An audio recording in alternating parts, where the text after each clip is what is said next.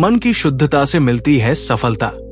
सफलता हर व्यक्ति की चाह होती है, लेकिन अधिकतर लोग ये समझ नहीं पाते कि सफलता का मूल स्रोत बाहरी साधनों में नहीं, बल्कि अंतर्मन की शुद्धता में छुपा होता है। भगवान बुद्ध ने अपने जीवन में इस बात पर बार बार जोर दिया कि जब तक मन शुद्ध नहीं होता, तब तक कोई भी व्यक्ति सच्चे अर्थों में सफल नहीं हो सकता। इस कथा में हम जानेंगे कि कैसे भगवान बुद्ध ने एक साधारण युवक को यह समझाया कि मन की शुद्धता से ही सच्ची सफलता प्राप्त होती है। बहुत समय पहले की बात है। श्रावस्ती नगरी में एक युवक रहता था। नाम था विवेक। वो अत्यंत परिश्रमी था, पढ़ा लिखा भी था, लेकिन जीवन में किसी भी कार्य में सफल नहीं हो पा रहा था।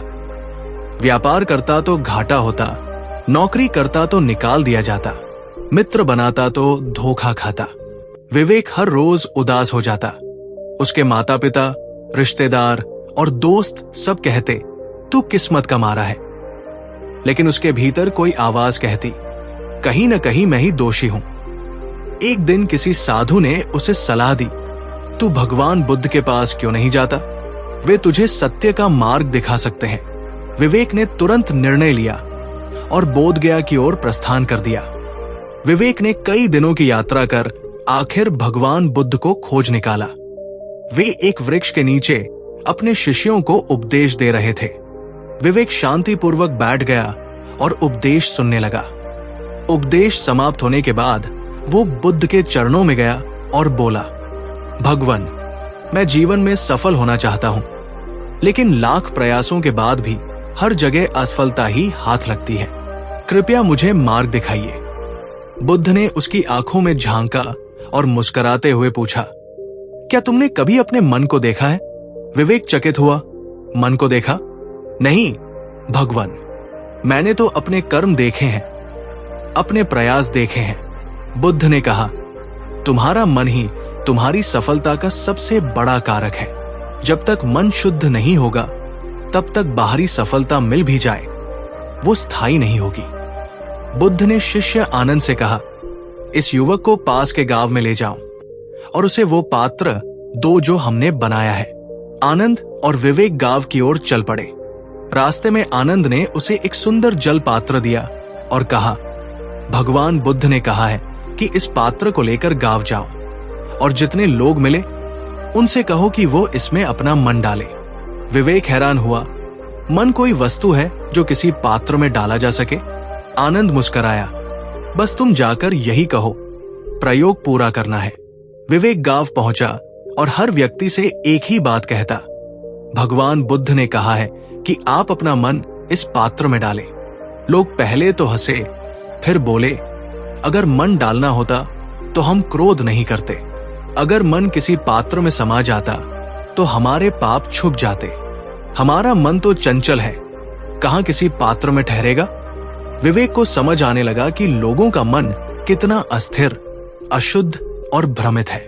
विवेक गांव से लौटने ही वाला था कि एक 10 वर्षीय बालक ने उसे रोका और कहा, भैया, मैं अपना मन पात्र में नहीं डाल सकता, लेकिन मैं बता सकता हूं कि मेरा मन कैसा है। विवेक रुका और बालक की बात सुनने लगा। मेरा मन बहुत बार गुस्से से भर जाता है। जब मां मुझसे पढ़ाई करने को कहती है, मैं नाराज हो जाता हूं, लेकिन फिर मुझे पछतावा होता है। मेरा मन मुझे गलत और सही दोनों बताता है, लेकिन मैं अक्सर गलत चुनता हूं। विवेक अवाक रह गया। एक बालक ने मन की परिभाषा कितनी सरलता से दे दी थी। विवेक बुद्ध के पास लौटा और पूरी बात बताई। बुद्ध मुस्कुराए और बोले, विवेक, तुमने जो देखा वो यही है।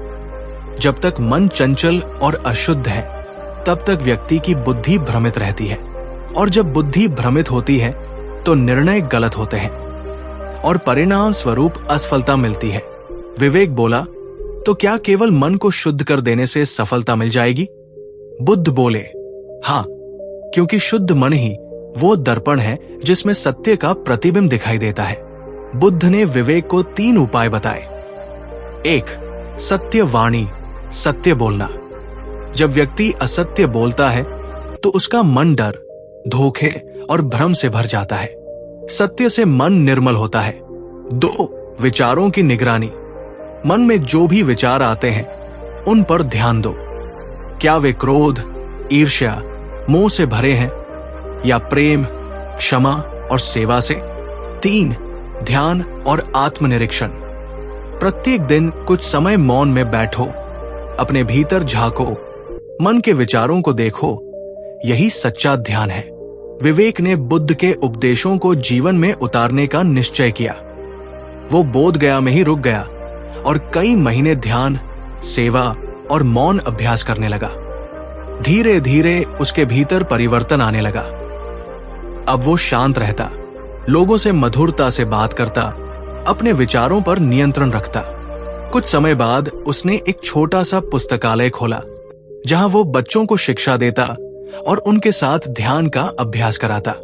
वो जीवन में अब कहीं अधिक सफल था, सिर्फ धन या प्रतिष्ठा से नहीं, बल्कि मन की शांति से।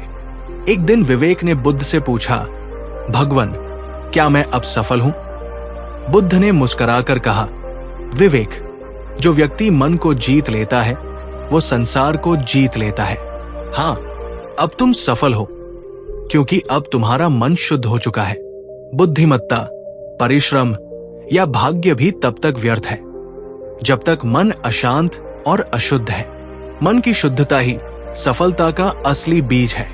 भगवान बुद्ध। यदि आप भी जीवन में सफल होना चाहते हैं तो सबसे पहले अपने मन को शुद्ध कीजिए, क्योंकि जहां शुद्ध मन है वहीं शुद्ध कर्म होंगे, और जहां शुद्ध कर्म होंगे वहीं से सच्ची सफलता की शुरुआत होगी।